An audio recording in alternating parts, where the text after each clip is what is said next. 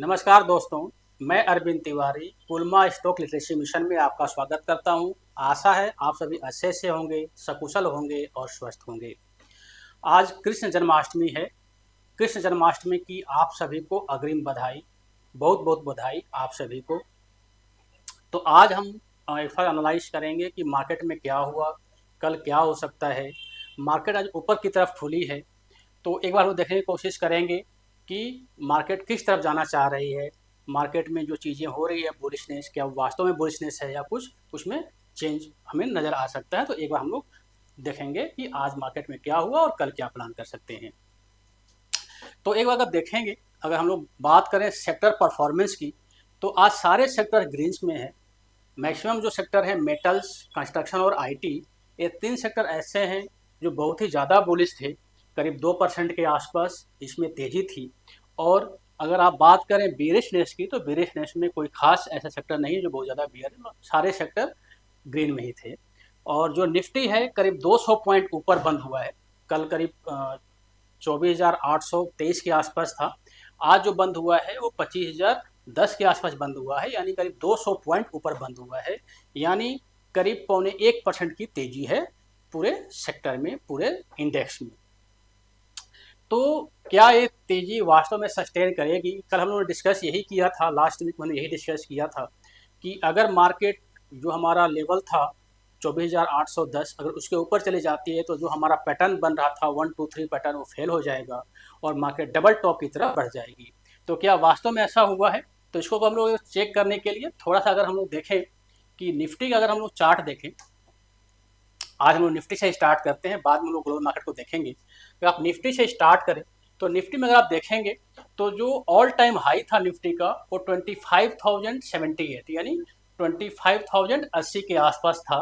और आज निफ्टी का जो हाई है वो करीब उसी के आसपास लगभग गई है। थोड़ा सा नीचे है, 25,060 के आसपास गया था निफ्टी, थोड़ा सा नीचे है, लेकिन ऑलमोस्ट लगभग वहीं पे जा चुका है।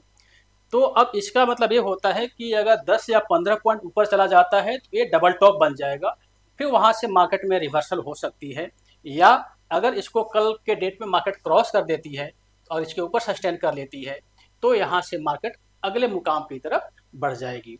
तो ये देखना पड़ेगा कल क्या होता है। अगर हम थोड़ा सा पीछे का चार्ट देखें तो आप अगर यहाँ भी देखेंगे तो निफ्टी में यहाँ भी बुलिशनेस था। निफ्टी सेकेंड डे ऊपर खुली एंड अगले 3 दिन के अंदर निफ्टी जो है सो करीब 1,000 पॉइंट नीचे आ गई।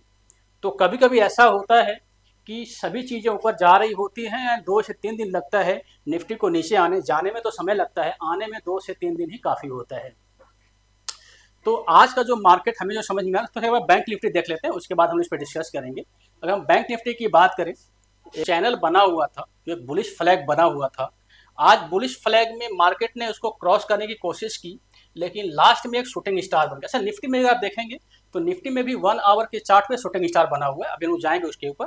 तो यहाँ पे अगर आप देखेंगे तो 1 डे के चार्ट पे एक शूटिंग स्टार बना। शूटिंग स्टार का मतलब होता है कि शूटिंग स्टार मतलब कि जो उसका ऊपर का जो वीक है वो लंबा होता है और नीचे जो सारी चीज़ें होती है, इसका मतलब कि यहाँ से मार्केट ऊपर गई, ऊपर से सेलर ने इस पर सेलिंग प्रेशर दिया और मार्केट आके यहाँ पे क्लोज हो गई।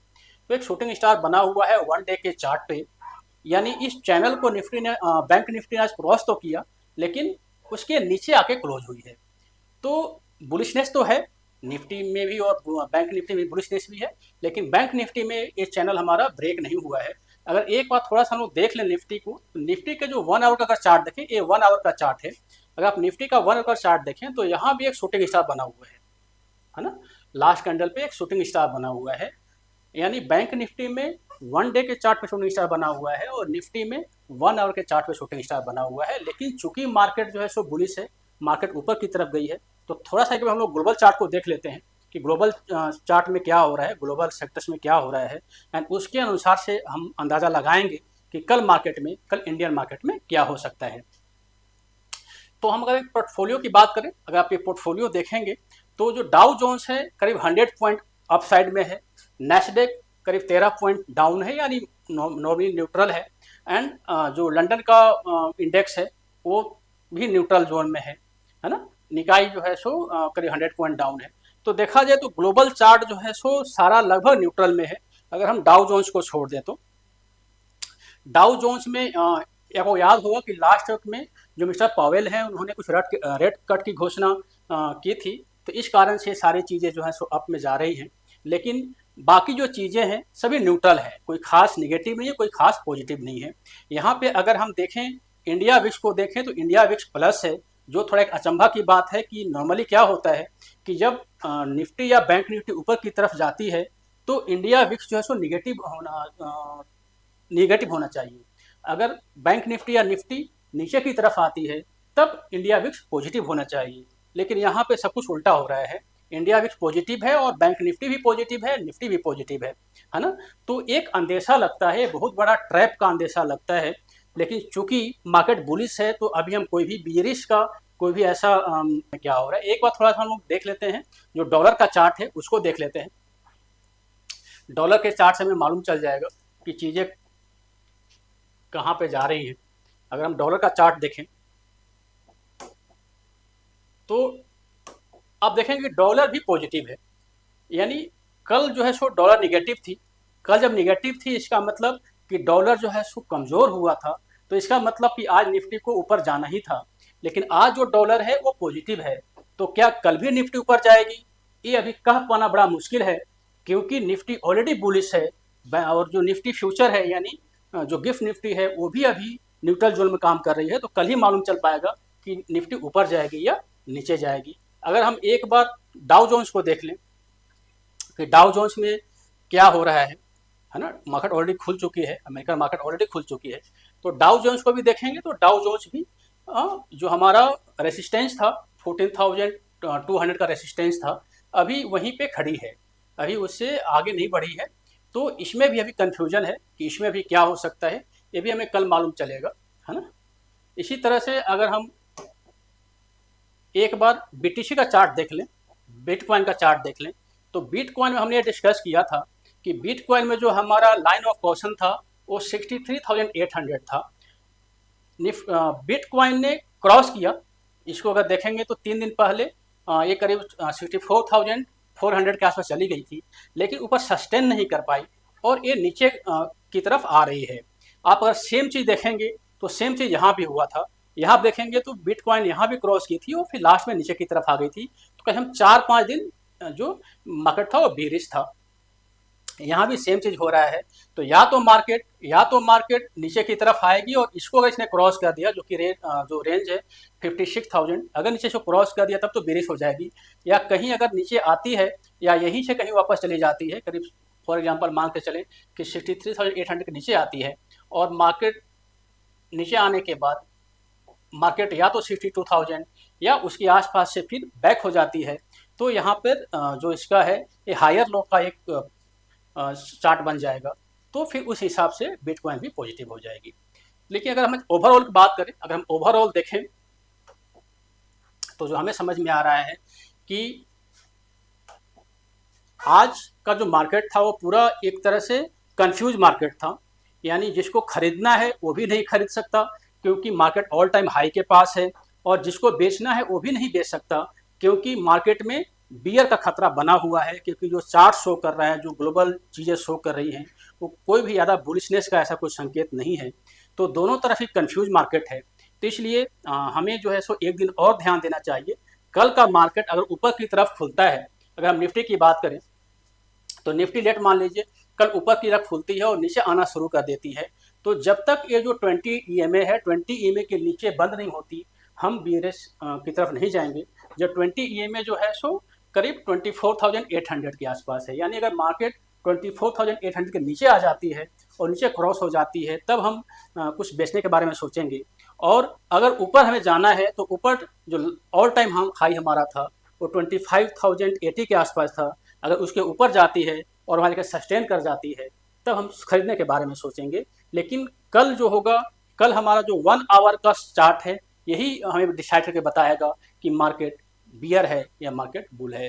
तो हमारा तो एक यही इंसाइट है कि हमें कल के लिए मार्केट में थोड़ा सा वेट करना चाहिए एंड उसके बाद जैसा भी चार्ट बनता है उस हिसाब से हमें काम करना चाहिए। एक और ध्यान दीजिएगा, मैं कोई सेबी रजिस्टर्ड एडवाइज़र नहीं हूँ।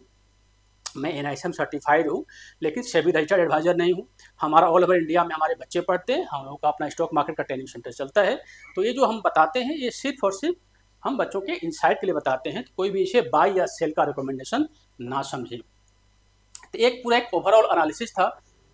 एक कंक्लूजन में अगर जाएं तो हमें कल वेट करना चाहिए, स्टार्टिंग में कम से कम 1 या 2 घंटे शुरू में वेट करना चाहिए, क्योंकि आज जो मार्केट गई है वो जो 3-4 सेक्टर थे, IT, मेटल, कंस्ट्रक्शन, ये 3-4 सेक्टर ऐसे थे जिसमें अच्छी खासी बाइंग हुई है, तो हो सकता है उसके कारण मार्केट ऊपर गई हो। बाकी सारे सेक्टर में जो है पॉजिटिवनेस है वो 10.20%, 0.30% इस टाइप का पॉजिटिवनेस अगर आप इसमें देखेंगे, अगर इसमें आप देखेंगे तो बाकी जो सेक्टर्स हैं वो 0.30, 0.40, 0.35, तो इसमें कोई ज़्यादा इसमें खरीदारी नहीं हुई। जो खरीदारी हुई है 3 सेक्टर में ज़्यादा खरीदारी हुई है, जो कि 1% से ऊपर है, IT, कंस्ट्रक्शन और मेटल।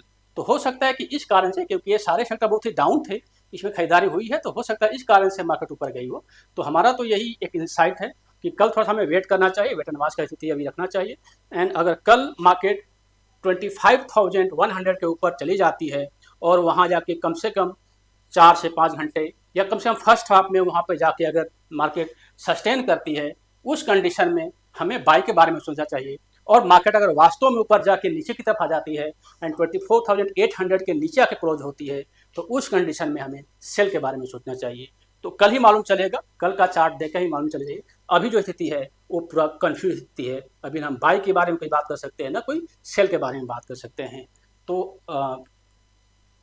अगर हम पूरा एक तरह से देखा जाए तो मार्केट पूरी तरह से कंफ्यूज है। आशा है आप सभी को हमारा जो एनालिसिस है अच्छा लगा होगा। अगर कोई भी आपका सवाल है तो आप हमें कमेंट बॉक्स में लिखें एंड उसका हम जवाब देने की कोशिश करेंगे। एंड इस वीडियो को साथ शेयर करें, क्योंकि वीडियो बनना शुरू हो गया है, यूट्यूब में ये अच्छा काम हो रहा है, लेकिन इसको अगर आप शेयर करेंगे तो बहुत लोगों के पास पहुँचेगा, क्योंकि एक ऐसा एक वीडियो है जिसमें कि हम ग्लोबल एनालिसिस भी करते हैं और इंडियन एनालिसिस भी करते हैं। तो इसको आप शेयर करेंगे तो एक हमें प्रोत्साहन मिलेगा। आप वीडियो को शेयर करें और साथ में सब्सक्राइब भी करें। Thank you. जय हिंद, जय भारत।